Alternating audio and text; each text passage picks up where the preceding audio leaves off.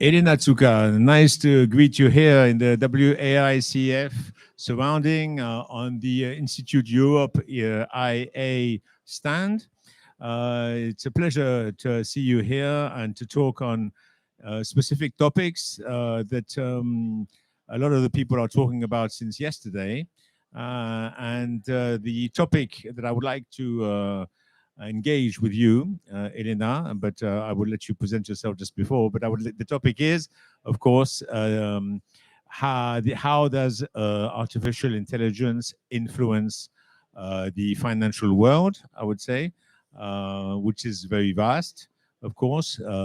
Maybe a little bit on the private equity side, and how the artificial intelligence has influenced and is influencing, or is it more than just influence, really transforming the industry, right? So Elena, would you just like first to say a few words on yourself? You're a very international person, and maybe give us a little idea of your background. Yes, with great pleasure. Well, thank you for having me here. It's Pleasure. lovely to be here and to see all these people here.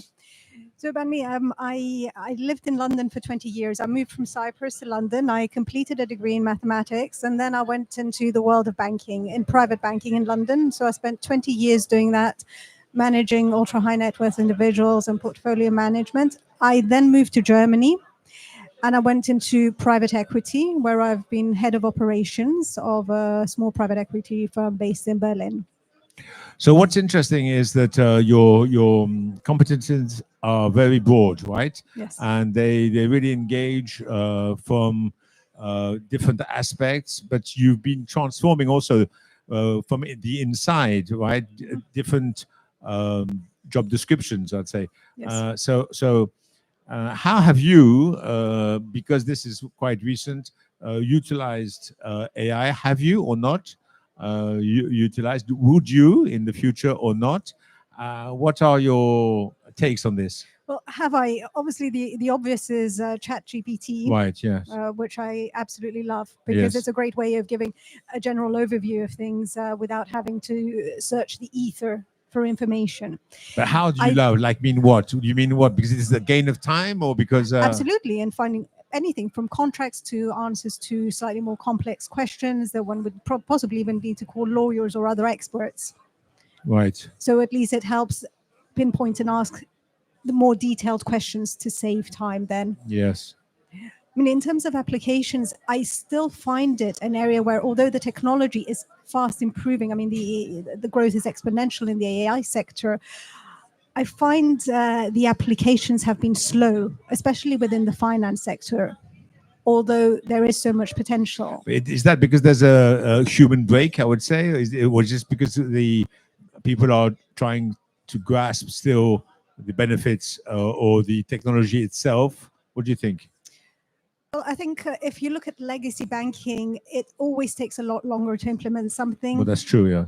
Then there's the human part of change. Right. People do not adapt to change very well. They're not Right. willing to change their ways as Right. well. They're very skeptical of any new technology. Yes. Yeah. But the finance industry is more bold, is it not? We do hope so. I mean, we already see, though, we say this, but I mean, for example, compliance topics, which Right. have become very cumbersome. I mean, the industry is ever more regulated.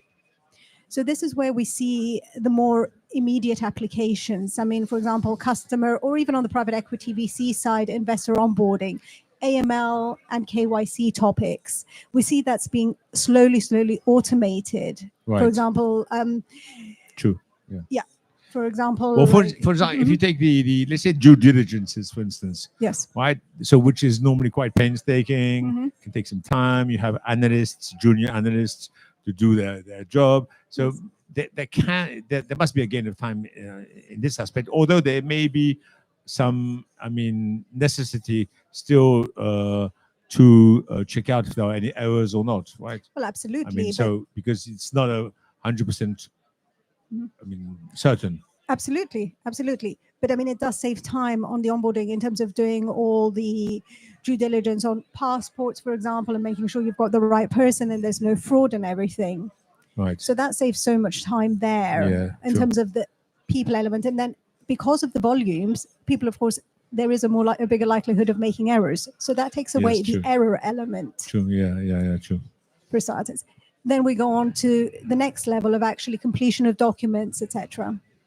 So again, it should recognize, AI should recognize patterns and then be able to recognize the fraud element as well. So then we go on to the element of fraud and recognizing that and recognizing anomalies.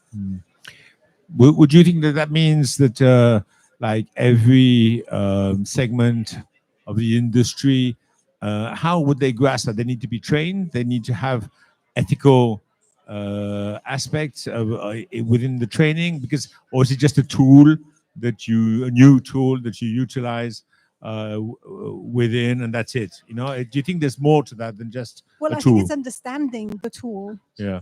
And being able to explain it to customers as well, and explaining the benefits of them. Because, of course, again, even customers are very concerned. I speak to people and they say, I don't want to go to a digital bank because I'm so worried about fraud. But it's about explaining that, yes, I mean, the onboarding, it's all about the recognition, fingerprints, for example, and everything, which is unique to each person. Right. As opposed to a password, which can be broken. Right. Yeah, that's an important aspect indeed.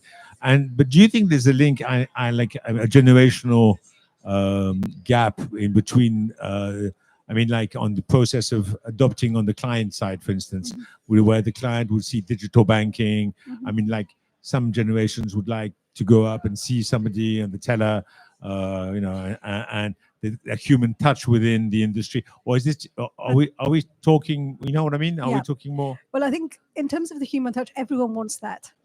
Everyone wants to be able to see someone. You know, let's not forget that. So that's why humans will always. That's why we're needed. talking right now. Exactly. The robot. Exactly. Although we do have a beautiful art piece being done by artificial intelligence, and we don't have a painter behind us. There you go. But yeah. So that will not go away. But it's about taking away for both the client and the banker or the bank operations, that cumbersome process of having to speak to someone, explain what it is you want. I mean, then we go on to next levels, for example. I mean, as an individual, you may be looking at buying a property. You want a loan. How do you know if this will be pre-approved? What are the issues? Do you want to spend 2 hours explaining yourself and finding someone to talk to and explaining what you're looking at? And can you get that loan? Whereas if there is a platform where you can actually input some basic details and know which direction you should go to and what the affordability is, that of course takes away a lot of time for both sides, for the customer as well, which obviously makes decision making a lot faster. That's a really strong point that you have. Have you been? So I mean, yourself. So Are you coming back to the south of France? I heard some of my networks told me that. You may be leaving London and coming to the south of Berlin, France, I mean, or Berlin, or I mean, you are half in Berlin, a little bit in London, actually in Cannes right now. Indeed. So, indeed. so what are your Well, I love being here because I really enjoy exploring this ecosystem here, the ecosystem in Sofia Antipolis, which I did not know about until very, very recently. I'm ashamed to say.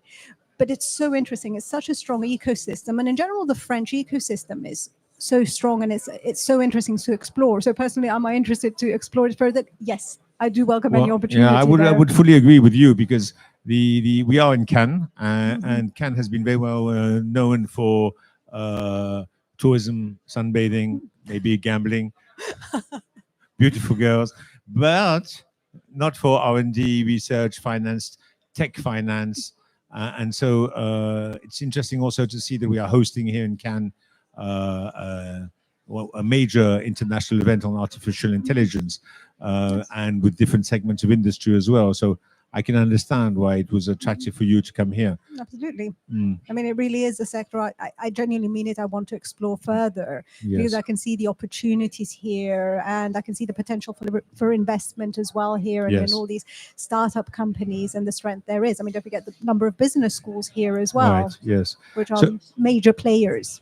Yeah, definitely. So what do you think about, speaking of investment, right? Both two questions in one would be like, would your company be investing in early stage or more mature companies within the AI spectrum, or would you be using the second fold? The question is, would you be using AI very intensively to scrutinize some of the companies that you'd be interested to invest? Well, I think the easier part of the question it's is the the first. latter. Oh, That the is latter, yeah. Because the use of AI, I mean, we don't have any use cases yet. I have not seen any, but the use of AI to actually do due diligence on companies, on potential companies, on the sourcing side is actually very useful. I mean, we've already mentioned the investor onboarding, for example. That's a different side. But that's a very useful use case, which would, of course, eliminate a lot of time of going out and kind of having to do this manual work. This is the one thing. In terms of my company investing, well, I mean, let's be honest here, I'm in PE, so we'll look at more mature companies which are profit making. But I know that there are VCs out there, even in Berlin, even in Germany, that would be very, very interested. Yeah. So let's take the aspect of the PE and on the post-acquisition, let's say, right? How can AI influence, I mean, exit, for instance? How can would it influence? And I mean, would you predict on the prediction side, right, of utilizing the right algorithm to enable to push the investments that have been done, so to as the maximize exits? I guess that would actually have to take into account. Yes, it's very possible. I mean, I've never thought about this, but it would have to take into account the company's strategy, right? Of and course. then actually Absolutely, implement it together. So once the company has defined the strategy, which obviously is defined, then AI can be in there and actually say, oh, can trigger it and say, this is a good time now to consider, or these are the steps that need to be done to reach that point. I see it, Elena, as a tool for the moment. I would say like a more sophisticated tool, because we do need the human factor to really stay hands-on, right? And to because there are margins of error. Well, there are margins of error also in the when the human being acts upon, right? But well, we hope that we implement AI in areas where humans can't spot things, like trends, for example, as I mentioned earlier, for fraud, these anomalies, spotting certain things. This is where I would like to see it implemented. I'm always a fan of human relationships. I mean, this is my core, but that doesn't mean we shouldn't embrace. Mine too, you're right. We shouldn't. It does not mean that we shouldn't embrace this technology, though. Yes. And help us, support us in what we're doing. Do you think that the industry, which is, it seems that it's in the transformative moment, do you think that the influence of AI is linked to this?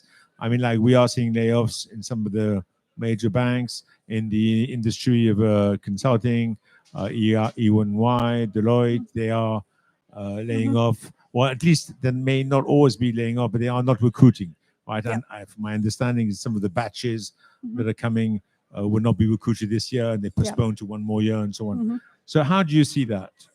I mean, this is, to be honest, I see this, it's market conditions. Yes, of course. The market has slowed down. I mean, but is it linked to AI or is it linked to the market? No, market. I don't think it's linked to AI because we have not implemented AI to that extent yet. And AI should actually help bolster all these operations. If it takes away these cumbersome activities that are not money making effectively, then it will help people focus on what actually does drive a company's turnover and does bring in the business, for example. So it will help people go out and bring in the business, ultimately making it more profitable.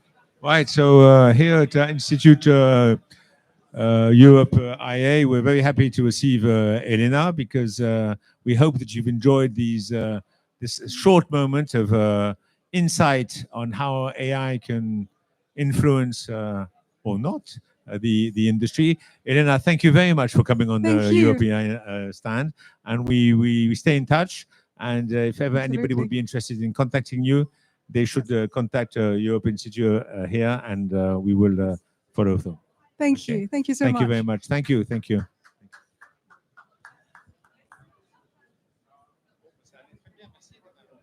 Okay. you very much.